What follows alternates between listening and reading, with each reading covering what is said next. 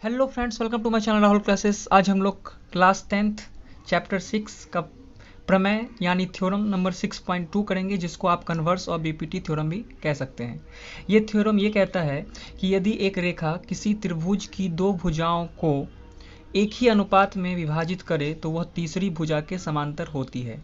कहने का मतलब ये है कि एक रेखा है ट्रायंगल पर, मान लीजिए एक रेखा है जो इस साइड को और इस साइड को, मतलब ये भुजा और इस भुजा को इक्वल रेशियो में ये बांटता है। ठीक है, ये जो रेखा जब हमने डाला तो क्या करता है, इक्वल रेशियो में इसे डिवाइड करती है ये रेखा।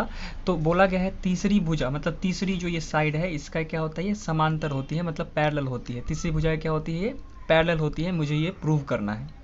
तो आप अगर बीपीटी थ्योरम पहले पढ़े होंगे, प्रमेय 6.1 अगर पढ़े होंगे, तो उसमें क्या था कि एक ट्रायंगल था और उस ट्रायंगल में ये पैरेलल लाइन दिया गया था।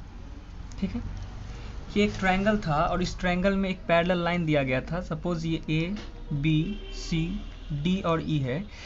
तो इस पहले वाले थ्योरम में डी ई पैरेलल दिया गया था बी सी का, और मुझे प्रूव करना था कि इसके रेशियो जो हैं वो आपस में इक्वल होते हैं। ये प्रूव करना है। कहने का मतलब है कि A D by D B equal to A E by E C prove करना था। ठीक है, जो कि हमने 6.1 थ्योरम में प्रूव किया है। अगर आपने नहीं देखा है तो जाकर देखें, मैं डिस्क्रिप्शन में इस लिंक को दे दूंगा और आप आसानी से देख पाएंगे। ठीक है, तो फिर ये जो क्वेश्चन है, ये जो प्रमेय है 6.2, इसमें ये कहा गया है कि एक लाइन है। इसमें ये नहीं बोला गया है कि समांतर है, इसमें बोला गया है सिर्फ एक लाइन है, उसको जो क्या करता है, दो इक्वल रेशियो में इसे बांटता है। मतलब ये साइड का रेशियो आपस में क्या है, बराबर है। तो मुझे प्रूव करना है कि तीसरी भुजा क्या होगी, समांतर होगी। मतलब ये साइड, ये लाइन और ये लाइन आपस में क्या है, पैरेलल है। ये प्रूव करना है। तो चलिए ए बी सी इसका नेमिंग कर देते हैं डी एंड ई। तो जैसा कि आप यहाँ देख पा रहे हैं कि मेरे पास क्या गिवन है, तो जो पहले गिवन है उसे हम लिख लेते हैं। गिवन है क्या है, दिया है A D by D B equal है ए ई बाई ई सी का। बोला गया ना दो भुजा एक ही अनुपात में है, तो ये हमने ऐसा लिख दिया है। इसे हम इक्वेशन नंबर 1 मान लेते हैं। ठीक है, इसके बाद मुझे प्रूव क्या करना है, तो लिखेंगे प्रूव डैट, या इसको आप लिख सकते हैं सिद्ध करना है। सिद्ध करना है, क्या करना है, करना ये है, मुझे ये करना है कि डी ई जो है वो पैरेलल है बी सी का। डी ई जो है वो पैरेलल है बी सी का, मुझे ये प्रूव करना है। तो इसमें एक छोटा सा कंस्ट्रक्शन हम करेंगे, रचना करेंगे। रचना क्या करेंगे कि यहाँ पे डी ई पैरेलल नहीं है, डी को पैरेलल बनाना है, समांतर बनाना है। तो इसके लिए हम क्या करेंगे कि एक डी पॉइंट से ही एक लाइन हम ड्रॉ करेंगे। डी पॉइंट से ही एक लाइन ड्रॉ करेंगे और इस लाइन का हम कुछ नेमिंग कर देते हैं, एफ रख देते हैं। ठीक है, इस लाइन को हमने ड्रॉ किया और एफ रख दिया, और मैंने इसे मान लिया कि डी एफ जो है वो पैरेलल है बी सी का। ठीक है, डी एफ जो है वो पैरेलल है बी सी का। अगर देखा जाए तो मैं अभी कुछ देर में प्रूव कर दूंगा कि एफ सी जो है वो इक्वल है ई सी का।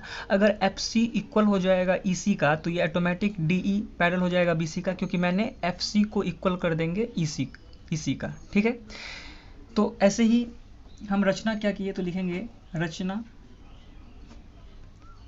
तो हमने कंस्ट्रक्शन ये किया इस तरीके से कि डी एफ जो है वो पैरेलल है बी सी का। हम ये एक रचना किए हैं कि डी एफ जो है वो पैरेलल है बी सी का, और कुछ देर में हम क्या कर देंगे कि एफ सी जो है हम इक्वल कर देंगे ई सी का। तो जब एफ सी इक्वल हो जाएगा ई सी का तो ये डी ई पैरेलल भी हो जाएगा बी सी का। ठीक है, तो अब चलिए हम प्रूफ करते हैं। प्रूफ में मेरे पास अभी हमने रचना से बनाया है, मतलब कंस्ट्रक्शन से हमने बनाया है कि डी एफ जो है वो पैरेलल है बी सी का। तो जब डी एफ पैरेलल है बी सी का तो आप कह सकते हैं कि A D by D B equal होगा A F by F C के। बीपीटी थ्योरम या थेल्स प्रमेय के द्वारा ऐसा होता है। ठीक है, तो हम इसको लिख सकते हैं। तो लिखेंगे A D by D B equal होगा A C by A F by F C का। तो ये इक्वल क्यों होंगे, इसलिए होंगे, यहाँ पे रीज़न दे देंगे, बाय बीपीटी थ्योरम, है ना। बीपीटी या आप थेल्स प्रमेय लिख सकते हैं, कोई दिक्कत नहीं है। तो यहाँ पे हमने ऐसा किया है। इसका इक्वेशन नंबर 2 हम इसे ले लेते हैं, मान लेते हैं। इसके बाद अब क्या करेंगे कि हम समीकरण 1 तथा 2 से, इक्वेशन फर्स्ट एंड सेकेंड से, तो लिखेंगे यहाँ पर समीकरण 1 तथा 2 से। अगर हम 1 तथा 2 से देखें तो आपके पास AD/dV इक्वल है AE बाई EC का, ये फर्स्ट इक्वेशन कह रहा है। सेकेंड में ये बोल रहा है कि AD/dV इक्वल है AF/FC का। तो आपने ये पढ़ा होगा कि जब इसके LHS सेम है, लेफ्ट हैंड साइड सेम है, तो इसका RHS भी क्या होगा, सेम होगा। अगर मान लीजिए 2 = 5 है और 2 = 3 है तो 5 = 3 होगा, ठीक है। तो इसलिए हम इसको कह सकते हैं, लिखेंगे इसलिए AE/EC इक्वल होगा AF/FC का होगा। अब गौर से देखिए यहाँ पे मुझे हमें बस यही टारगेट है कि मैं कैसे भी FC को इक्वल कर दूं EC के, ठीक है। मुझे क्या करना है कि FC को इक्वल करना है EC का, तो दोनों इक्वल हो जाएंगे तो ये DE पैरेलल BC हो जाएगा।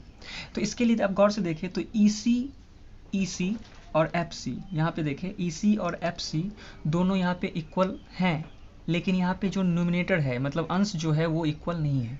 कैसे भी इसको इक्वल कर दे, मतलब इसको काट दे कैसे भी, तो ये इक्वल हो जाएंगे।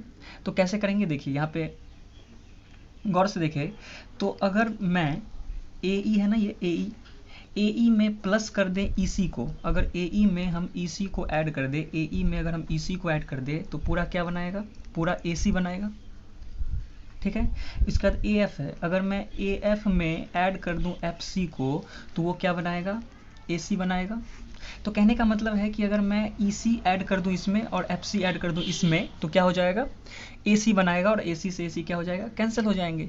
तो इस तरीके से जब ऐसा आपको करना हो, देखिए अगर देखा जाए तो जो हम ऐड करेंगे वो इसके डिनोमिनेटर में है। EC ऐड करना था ऊपर तो EC डिनोमिनेटर में है, FC ऐड करना था ऊपर तो FC डिनोमिनेटर में है। तो इस तरीके से जब आपको क्वेश्चन मिले तो आप बोथ साइड, दोनों तरफ एक ऐड कर दें, क्या कर दें, एक को जोड़ दें। तो हम ऐसे ही करेंगे, लिखेंगे दोनों तरफ एक जोड़ने पर। तो जब दोनों तरफ एक को हम ऐड कर देंगे तो कैसे लिखेंगे, AE/EC + 1 = AF/FC + 1। तो जब इसका LCM लेंगे तो क्या आएगा, EC आएगा, इसके नीचे कुछ नहीं तो 1, तो EC आएगा। तो EC आ गया तो AE का AE होगा और प्लस EC का EC हो जाएगा, ठीक है। ऐसे ही यहाँ पे क्या लेंगे हम, FC LCM में ले लेंगे तो क्या हो जाएगा, AF का AF रहेगा प्लस FC का FC होगा। तो देखिए आ गया ऐसा। तो जब आ गया तो आप कह सकते हैं कि AE में EC को ऐड करेंगे तो क्या होगा, पूरा AC बनाएगा, AC/EC, फिर प्लस इस दोनों को ऐड करेंगे तो क्या बनाएगा, प्लस नहीं है, इक्वल है, यहाँ इक्वल का साइन है, ठीक है। इसके बाद AF में FC को अगर हम ऐड करें तो क्या हो जाएगा, AC/FC। तो देखिए AC से AC क्या हो गए, कैंसिल हो गए। तो मतलब आपके पास क्या आ गया, 1/EC = 1/FC, ये आ गया। तो जब क्रॉस मल्टीप्लिकेशन इसको गुना करेंगे, तो क्या हो जाएगा, ये हो जाएगा EC = FC। तो मुझे यही तो करना था, मुझे यही इक्वल करना था। देखिए मैंने अभी जस्ट किया है EC = FC। तो जब EC = FC हो गया तो DE पैरेलल BC नहीं होगा, क्योंकि दोनों तो आपस में इक्वल हो गए। तो ये यहाँ जो पॉइंट है, तो कहीं ना कहीं ये पॉइंट यहाँ है, तभी तो ये दोनों इक्वल हैं, मतलब पैरेलल तभी हो सकता है ये दोनों।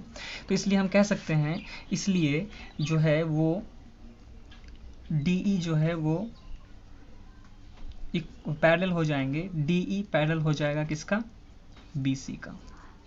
मुझे यही प्रूव करना था, DE पैरेलल, यहाँ पे आप गौर से देखें, यहाँ पे यही प्रूव करना था DE पैरेलल BC। तो हमने यहाँ पे अभी प्रूव किया है DE पैरेलल BC, ठीक है। तो यही प्रूव्ड हो गया।